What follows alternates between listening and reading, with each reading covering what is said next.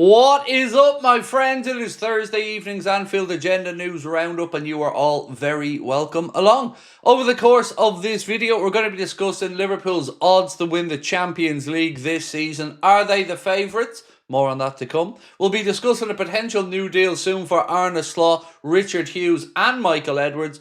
We'll talk about charges coming Chelsea's way, an Ajax wonderkid that Liverpool are looking at, and a couple of other interesting bits and pieces, including, was Lucho trying to do the dirty on Liverpool? The answer to that one, yes. More explained in a few minutes. So, ladies and gents, let's get stuck into it. As always, I want to know your thoughts. Do let me know in the comment section. Drop a like on the video if you enjoy it. And don't forget to hit that subscribe button. I'll be back tonight at 8:45 for the late night agenda. But until then, let's get cracking. Right. So, according to Opta, and we do love the old supercomputers, right? They've crunched the numbers. And here is the top 3 favourites for this season's Champions League, according to Opta. In third place, last year's winners, Paris Saint-Germain, with a 12.1% chance to win the Champions League. Second, well, the undeniable best team in Europe last season. I am, of course, talking about Mikel Arteta's Arsenal. At least that's how it worked in his mind anyway.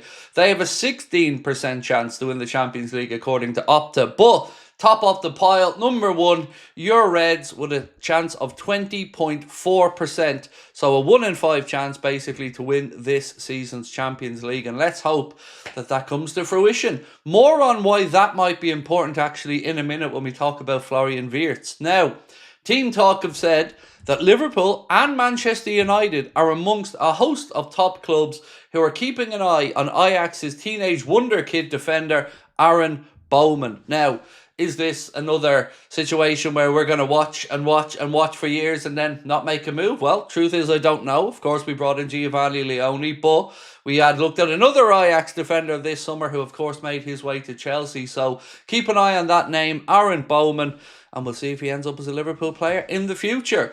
Right, Paul Joyce has been writing about, well, the futures of Arne Slot, of Richard Hughes and of Michael Edwards, and this is what he's had to say. The expectation is that future transfer windows will not be as busy as this summer. Now look, that's okay. We all understand that. This was an outlier of a window where Liverpool invested north of £400 million in the playing squad, and we didn't expect every window to be that busy. But Paul went on to write that the contracts of Arne Slot, Richard Hughes and Michael Edwards all have 2 years left to run on them and will need to be addressed at some point in the coming months.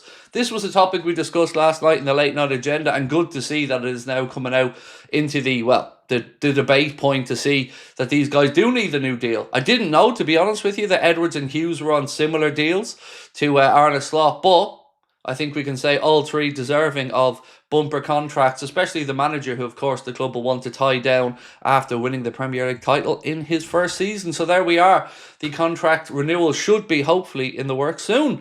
Now, I mentioned Florian Wirtz a minute ago and tried to tie it into the Champions League. Again, sticking here with Paul Joyce, he said the Florian Wirtz guaranteed fee was only £100 million. Now, what will it take to get the other 16 million add-ons triggered? Well, for those add-ons to be triggered, Liverpool will have to win either the Premier League or the Champions League 4 times. So I think we can all agree, if during Florian Wirtz's time at the club we win some combination of the Premier League and the Champions League 4 times, we won't really be concerned about that 16 million quid, because we will have earned a load of dough at the club, had a load of success, and this will have been a win for everybody. So just to reiterate, 100 million of that is guaranteed, and the other 16 million pound would only be triggered if Liverpool win the Champions League or the Premier League in some combination 4 times. So there we go. So let's just talk about it now as a £100 million deal, right? We'll save the British transfer record one for Isak, who was 125 million straight up. Right, again, coming back to Chris Bascom, who's doubling down to say that Liverpool expect Marc Guéhi to join them next summer after a move this summer broke down.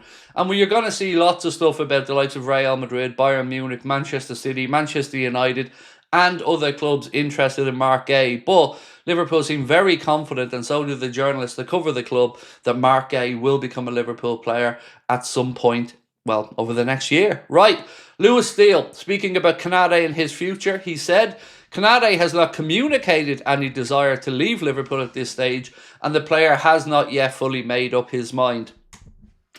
I don't believe it. I'm sorry, I don't. I remember reading similar things about Trent.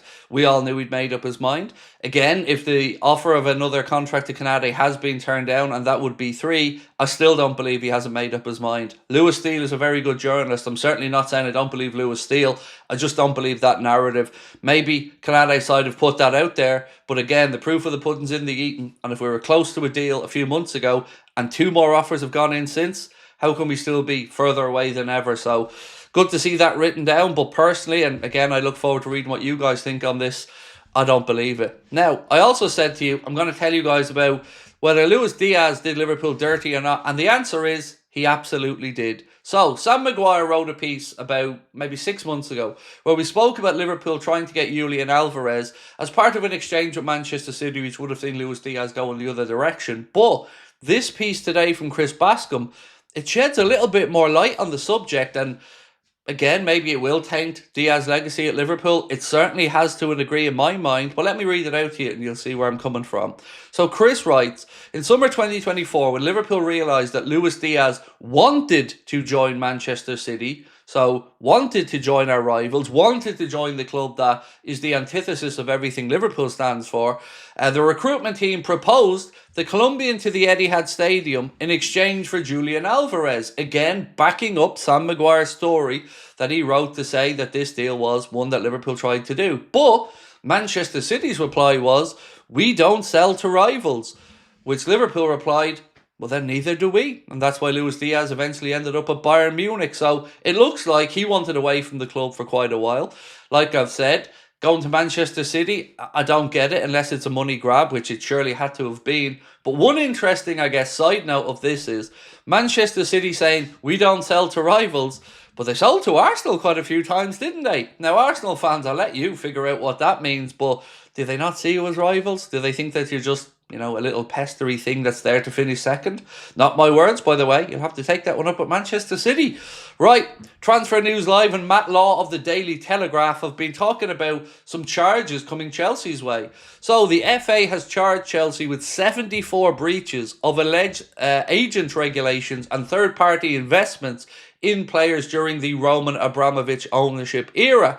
Today, Matt Law said Chelsea are expecting a financial sanction to the 74 charges, roughly similar to the £8 million fine that they were given from UEFA. They are not expecting a sporting sanction such as docked points, according to Matt Law of the Daily Telegraph. I said to you guys, I remember hearing a number, I think it was 17 million a week, or sorry, 17 million a season, that Roman Abramovich was losing at Chelsea during his time there for, I don't know how long it was, 19 years. It was some ridiculous number anyway, into the hundreds of millions that they'd lost. And that money, I don't know what happened to it. I don't know if it ever had to be paid back, but it always felt like Chelsea were, you know, operating on a different level to others financially at that point. So that's where we're at, ladies and gentlemen, for now. Really interested to hear your thoughts on the Luis Diaz situation. The contract for Florian Wirtz that has to have the 4 Premier League and Champions League titles to get that 16 million extra. Of course, the new contract for Arne Slot, Richard Hughes and Michael Edwards. And anything else that I spoke about in this video. Look forward to catching up with you tonight at 8:45. Have a good one. Bye-bye.